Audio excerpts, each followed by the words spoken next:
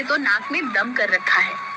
पूरा हफ्ता बीत गया पर ये बारिश रुकने का नाम ही नहीं ले रही। इतने दिनों से काम पे नहीं जा पा रहा हूँ, पता नहीं घर का खर्च कैसे चलेगा। दोनों पति पत्नी परेशान होकर घर की दहलीज पे बैठे बारिश रुकने का इंतजार कर रहे थे। पूरे दिन घमासान बारिश होता देख दोनों निराश होकर शाम होते ही घर के भीतर चले गए। धीरू को ठंड लगने लगी और वो एक पतली सी चादर ओढ़कर चारपाई पे बैठ गया। कजरी, मुझे नहीं लगता मौसम बदलेगा अभी। बारिश रुकने की उम्मीद छोड़ दो। सब्जियों में कीड़े लग रहे हैं, छत टपकने लगी है और तो और बारिश ज्यादा होने के कारण दीवारें भी गीली रहने लगी है। लगता है अब इस बारिश में ही मजदूरी करनी होगी। बारिश रुकने के इंतजार में कहीं बहुत देर न हो जाए।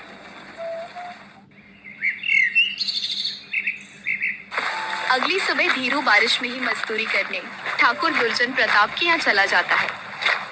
क्या हुआ धीरू, इतनी बारिश में सुबह सुबह मेरे घर क्यों आए हो? ठाकुर साहब, मुझे पता चला है कि आपको मजदूरों की जरूरत है। मुझे काम पे रख लीजिए, मैं खूब मेहनत करूंगा।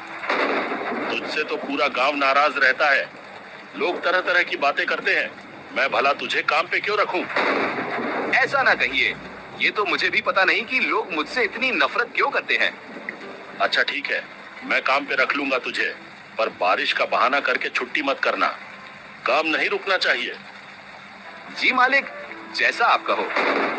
आज से ही काम पे लग जा। मैं अपने लोगों को कह दूंगा कि तू गोदाम आ रहा है। इसके बाद धीरू गोदाम जाने के लिए निकल पड़ता है।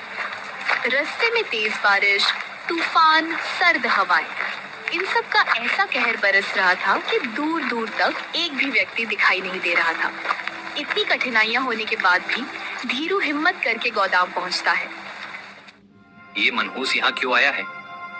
धीरू के गोदाम पहुंचते ही लोग उसे देखकर ताने कसने लगते हैं, जिसे धीरू सुन लेता है और पूछता है, भाई ऐसा क्यों बोल रहे हो? आखिर मैंने तुम्हारा क्या बिगाड़ा है? सही तो कह रहा है ये तुझे। तू मनहूस ही तो है, इसलिए तेरा कोई रिश्तेदार नहीं, कोई सगा संबंधी नहीं। ये सुनते ही धीरू के चेहरे से हंसी गायब हो जाती है। उसका चेहरा बिल्कुल मुरझा सा जाता है। वो चुपचाप लोगों की बातें सुनते सुनते काम करने लगता है।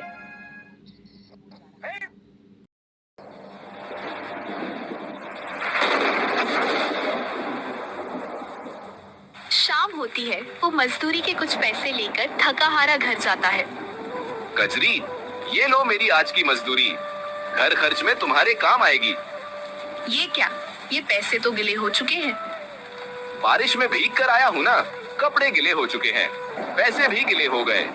इन्हें दूसरे कमरे में सूखने रख दो, सुबह तक सूख जाएंगे। ठीक है जी। इतना बोलकर कजरी पैसे लेकर दूसरे कमरे में रखने चली जाती है। कुछ देर बाद वो पैसे रखकर धीरू के पास वापस आती है। तब धीरू, कजरी, मुझे पता है लोग मेरी तरह तुम्हें भी ताने देते होंगे। ताने किस बात के जी? मैं अनाथ हूँ ना, मेरा कोई अपना नहीं है, और एक अनाथ से शादी करके तुम्हें भी बस सुनने को ही मिलता होगा। ऐसा कुछ भी नहीं है, मैं लोगों की बातों पे ध्यान नहीं देती। वैसे क्या सच में आपका एक भी रिश्तेदार नहीं है? पता नहीं, जब से मैंने होश संभाला है अकेला ही रहा हूँ। अच्छा, अब आप ज्यादा सोचकर अपनी सेहत मत खराब कीजिए, सो जाइए, कल काम पर भी तो जाना है। धीरू उस रात बहुत उदास था। उसकी आवाज में अपने अपनों की कमी साफ झलक रही थी। कजरी ने बड़ी समझदारी से उसे समझाया और दोनों एक साथ कुछ पल बातें करके सो गए।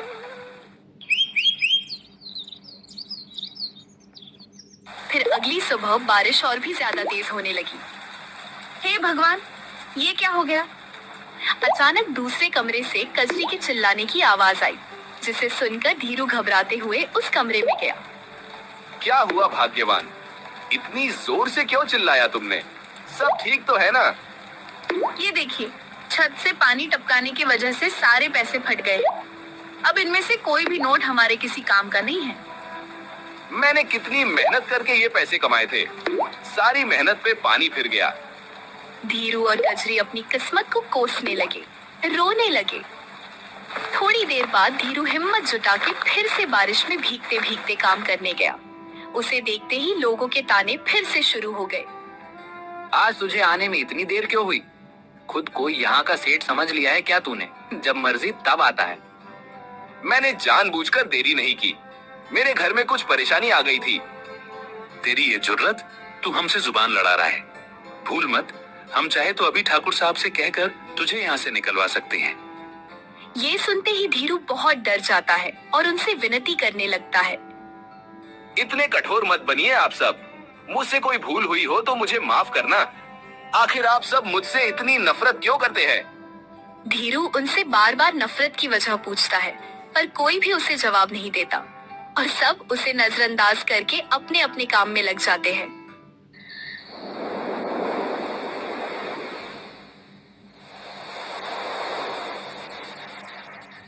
शाम होती है, सब अपने अपने घर जाते हैं। तब धीरू, आज तो मैं पैसे भीगने नहीं दूंगा। इतना बोलकर धीरू पैसे संभाल कर रख लेता है और अपने घर जाने लगता है। तभी रास्ते में उसे एक पति पत्नी का जोड़ा एक पेड़ के नीचे खड़ा दिखता है। अरे भाई, बारिश इतनी तेज है, किसी भी वक्त तूफान भी आ सकता है। ऐसे में यूं बाहर रुकना सही नहीं है। जानता हूँ भाई, पर मैं और कर भी क्या सकता हूँ? मेरे पास रुकने का कोई ठिकाना भी तो नहीं है। मतलब क्या है तुम्हारा? कहना क्या चाहते हो? धीरू उस आदमी रमन से उसकी पहचान पूछता है। तभी रमन की पत्नी जानकी बोलती है, भैया, दरअसल हम गांव में घूमने आए थे। हमें पता नहीं था कि यहाँ इतनी तेज बारिश हो रही है। यहाँ आकर हम फंस गए। अब तो न रुकने का ठिकाना दिख रहा है और न वापस जाने का रास्ता।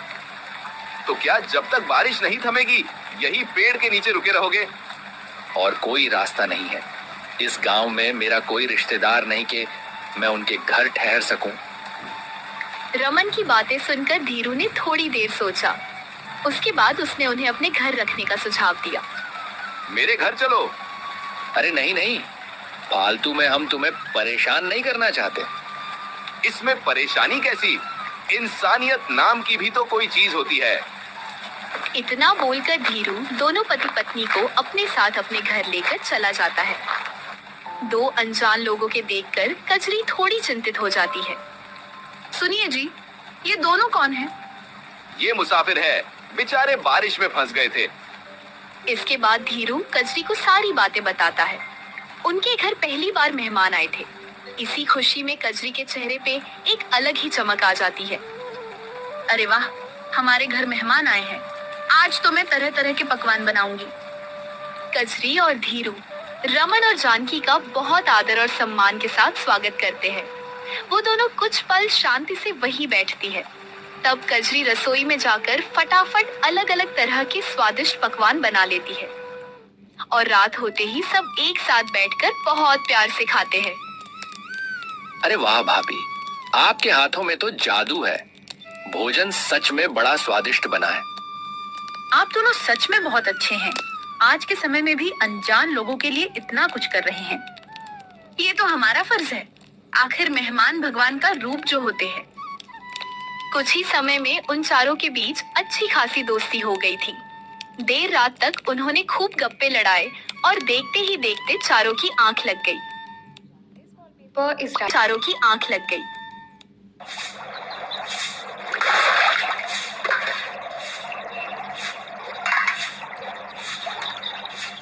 सुबह सूरज सर पर था। काम पे जाने के लिए धीरू को बहुत देरी हो गई थी। कल देर रात तक जागने के कारण आज मुझे कितनी देरी हो गई है। ठाकुर साहब को पता चला तो वो मुझे काम से ही निकाल देंगे। इतना बोलकर धीरू घर से निकलता है। तभी रमन उसे पीछे से आवाज देता है। जरा रुको धीरू। धीरू बहुत हड़बड़ी में रहता है, इसलिए वो रमन को जल्दी जल्दी बोलने को कहता है। क्या बात है रमन, जल्दी बोलो, मैं आज बहुत लेट हो चुका हूँ। तुम जा कहाँ रहे हो? मजदूरी करने, यही मेरा काम है। मैं पढ़ा लिखा नहीं हूँ ना। चलो मैं भी चलता हूँ, तुम्हारी थोड़ी मदद कर दूंगा। तुम क्यों खुद को तकलीफ दे रहे हो? मुझे तो इसकी आदत है। मैंने तो तुम्हें अपना मित्र मान लिया है। अब तुम एक दोस्त को दूसरे दोस्त की मदद करने के लिए मना नहीं कर सकते हो। अच्छा ठीक है, चलो तो फिर। फिर दोनों साथ साथ काम करने चले जाते हैं। कुछ देर काम करने के बाद उनके पास दो आदमी आते हैं। अरे धीरू, ये कौन है? ये मेरे मेहमान हैं। ये सुनकर दोनों आदमी जोर जोर से हंसने लगते हैं। मेहमान और तेरे घर, मूर्ख मत बना हमें। और नहीं तो क्या, इतने सालों में तेरे घर कोई झांकने तक नहीं आया, आज अचानक मेहमान कहाँ से याद हमके? बातें बनाना तो कोई तुझसे सीखे, अनाथ कहीं का। भूल मत, तू अनाथ है। तेरा कोई रिश्तेदार, कोई दोस्त, कोई संबंधी नहीं है। इतना बोलकर दोनों आदमी वहाँ से चले जाते हैं। धीरू का मन उदास हो जाता है, उसके चेहरे पे निराशा छा जाती है। तब रमन उससे पूछता है, भाई, गांव वाले तुमसे ऐसे कैसे बात कर सकते हैं? तुम उन्हें जवाब क्यों नहीं देते? छोड़ो, उनकी बातों पे ध्यान मत दो रमन। मुझे तो ये सब सुनने की आदत सी हो गई है। इतना बोलकर धीरू काम करने लगता है। रमन को धीरू के ऊपर बहुत दया आती है। वो धीरू के काम में उसका बहुत हाथ बटाता है। ऐसे ही कुछ दिन बीतते हैं। बारिश अब भी वैसी की वैसी तेज होती रहती है। शाम का वक्त था। वे चारों घर की दहलीज पे बैठकर चाय पीते हुए बारिश का आनंद ले रहे थे। अब तक बारिश की वजह से कितना गुस्सा आता था, पर सबके साथ बैठकर चाय पीते हुए बारिश को देखने में बहुत सुकून सा मिल रहा है। हाँ वही ना, इतने दिन हो गए हैं हमें यहाँ ठहरे हुए, साथ में एक परिवार जैसा लग रहा है। ऐसा लग ही नहीं रहा कि हम अजनबी हैं। जो होता है अच्छे के लिए ही होता है। ये बारिश न होती तो हमारी इतने अच्छे लोगों से मुलाकात कैसे होती। तुम दोनों ने हमारा बहुत ख्याल रखा है, हम तो तुम्हारे एहसानमंद हो गए हैं। जो बारिश कभी उन्हें मुसीबत लगती थी, आज उसी बारिश को देखकर उनका मन खुश हो रहा था। दिन बीतते गए, अब उन चारों के बीच पक्की दोस्ती हो गई। एक दिन धीरू अकेले गोदाम गया हुआ था। उसे अकेला देख बाकी के मजदूर उससे रमन के बारे में पूछने लगे। आज रमन तुम्हारे साथ नहीं आया, उनसे भी तुम्हें छोड़ दिया क्या? नहीं नहीं, वो तो मेरा सच्चा मित्र है। बारिश में भीगने के कारण उसे थोड़ा जुकाम हो गया है, इसलिए आज आराम करने को कह दिया मैंने। ये धीरू कितना लापरवाह है, अपने मेहमान का ठीक से ध्यान भी नहीं रख सकता। सबने उसे रमन की तबीयत को लेकर ताने दिए, पर किसी ने एक बार भी उसका हाल न पूछा। बारिश में रोज भीगकर आने के कारण उसे भी बुखार आ चुका था। वो उसी हालत में बिना किसी को उल्टा जवाब दिए चुपचाप काम कर रहा था। कम करते करते अचानक कमजोरी के कारण उसके हाथ से बोरी छूटी और बोरी के अंदर का सारा अनाज पानी में गिरकर बर्बाद हो गया। ये क्या किया तुमने? पता है कितना नुकसान हो गया है। ये किसी काम का नहीं है, इसे ठाकुर साहब के पास ले चलो। सब लोग धीरू को निकालने की बस राह तक रहे थे और आज उन्हें वो मौका मिल गया। सब इतने गुस्से में थे कि बिना एक पल की देरी किए वे सब धीरू को फौरन ठाकुर दुर्जन प्रताप की हवेली ले गए। ठाकुर साहब, इस धीरू ने आपका नुकसान कर दिया। कैसा नुकसान? इसने अनाज से भरी बोरी पानी में गिरा दी, सारा अनाज नष्ट हो गया। ये सुनते ही ठाकुर को धीरू के ऊपर बहुत गुस्सा आया और एक उसके ऊपर चिल्लाने लगा। तेरा ध्यान कहाँ रहता है धीरू? मैंने कहा था ना, मुझे काम में कोई गड़बड़ नहीं चाहिए। माफ करना ठाकुर साहब, मैंने जानबूझकर नहीं किया, गलती से बोरी गिरी थी। अब भूल जानकर हो या अनजाने में, नुकसान तो मेरा हुआ ना, तुझे इसकी भरपाई करनी होगी। ठीक है, आप मेरी मजदूरी में से थोड़ा थोड़ा करके अपना दाम काट लेना। मुझे क्या मूर्ख समझ रखा है तूने? मेरा दिया हुआ पैसा तू मुझे ही लौटाएगा? नहीं, तुझे एक बोरी के बदले 3 बोरी की भरपाई करनी होगी। 3 बोरी? ये तो बहुत ज्यादा है। दया कीजिए मालिक मुझ पर, मैं गरीब हूँ। पूरे महीने काम करूंगा तो भी 3 बोरी जितने पैसे नहीं जुटा पाऊंगा। ये तेरी समस्या है। जब तक मुझे मेरी भरपाई नहीं मिलती तू काम करने मत आना। अब तो पैसे लेकर ही आना। ठाकुर ने बड़ी निर्दयता से धीरू को अपना फैसला सुनाया और धक्के मारकर उसे अपनी हवेली से निकलवा दिया। अपने घर आया। मैं अभागा हूँ, किसी को खुश नहीं रख सकता। कजरी वही खड़ी उसकी बातें सुनती है और परेशान होकर पूछती है, क्या हो गया आपको? आप रो क्यों रहे? किसी ने फिर से कुछ कहा क्या? गरीबी में आटा गीला तो कहावत सुनी ही होगी तुमने। हमारे साथ भी कुछ ऐसा ही हुआ है। ऐसे पहेलियां मत बुझाइए। मुझे बहुत घबराहट हो रही है। साफ साफ बताइए क्या बात है। की भरपाई कैसे करूंगा? ये तो सरासर नाइंसाफी की है ठाकुर साहब ने। जब नुकसान एक बोरी का हुआ है तो पैसे भी एक बोरी के ही लेने चाहिए ना। बड़े लोगों के पास जितना होता है उन्हें उतना ही लालच होता है। धीरू और कजरी के ऊपर मुसीबत के काले बादलों ने बसेरा कर लिया था। वे दोनों फिक्र करते हुए बिना कुछ खाए पिए सो जाते हैं। तब दूसरे कमरे में बैठी जानकी रमन से कहती, सुनिए जी, मैंने आज छुपकर कजरी और धीरू भैया की बातें सुनी। मुझे उनके बारे में कुछ कहना है। ऐसे छुपकर किसी की निजी बातें सुनना अच्छी आदत नहीं है जानकी। मैं जानती हूँ, पर बात ही कुछ ऐसी है कि मुझसे रहा नहीं गया। बोलो क्या बोलना है। फिर जानकी रमन को सारी बातें बताती है। इतना सब कुछ सुनते ही रमन धीरू और कजरी के लिए बहुत परेशान हो जाता है। मैं बीमारी के कारण एक दिन धीरू के साथ नहीं गया तो इतनी बड़ी बात हो गई। मैं क्या कहती हूँ, क्यों ना हम उनकी मदद करें। उनकी ये मुसीबत दूर करना तो हमारे लिए बाएं हाथ का खेल है। कह तो तुम सही रही हो, लेकिन इससे उन्हें हमारी असल पहचान पता चल जाएगी। फिर कहीं वो खुद को हमसे अलग समझकर दूरी न बना ले। अगर ऐसा होना हुआ तो होने दीजिए। कम से कम उनके सर पे आई मुसीबत तो खत्म हो जाएगी। उन्होंने हमारी बहुत सहायता की है। अब हमारी बारी है।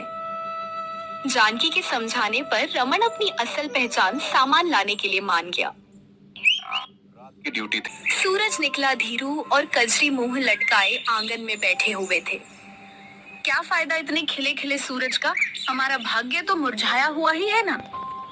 बारिश तो रुक गई, पर ये मुसीबत की बरसात कब बंद होगी? दोनों न उम्मीद ही ले बैठे थे। तभी रमन और जानकी बहुत सारे पैसे लेकर वहाँ आते हैं। ये लो धीरू, अब तुम्हें उदास होने की जरूरत नहीं है। इतने सारे पैसे? आखिर तुम हो कौन? तुम्हारे पास इतने सारे पैसे कहाँ से आए? मैं शहर का नामचीन व्यापारी हूँ। मुझे धन दौलत कारोबार जमीन किसी चीज की भी कमी नहीं है। आपने अब तक हमसे अपनी पहचान क्यों छुपा रखी थी? हमारी तरह गरीबी की जिंदगी क्यों जीते रहे? वो इसलिए क्यों कि हमारे पास पैसे तो बहुत है, पर रिश्तों के मामले में हम गरीब हैं। हमारा भी कोई रिश्तेदार कोई संबंधी नहीं है। हमें ये डर था कि सच पता चलने के बाद तुम दोनों हमें अपनाओगे नहीं। रमन और जानकी ने बड़े प्यार से उन्हें सारी बात समझाई। कजरी और धीरू ने उनकी बातें समझी और उनके साथ पहले जैसा ही व्यवहार करने लगे। धीरू ने ठाकुर के मुंह पे पैसे मारे और उसके गोदाम की तरफ दोबारा मुड़कर भी नहीं देखा। रमन और जानकी वापस शहर जाने के लिए निकल रहे थे। तब धीरू, तुम्हारी बहुत याद आएगी मित्र। धीरू, मुझे एक सुझाव आया है। मेरे व्यापार में हाथ बटाओ। तुम्हें काम की जरूरत है और मुझे भरोसेमंद साथी की।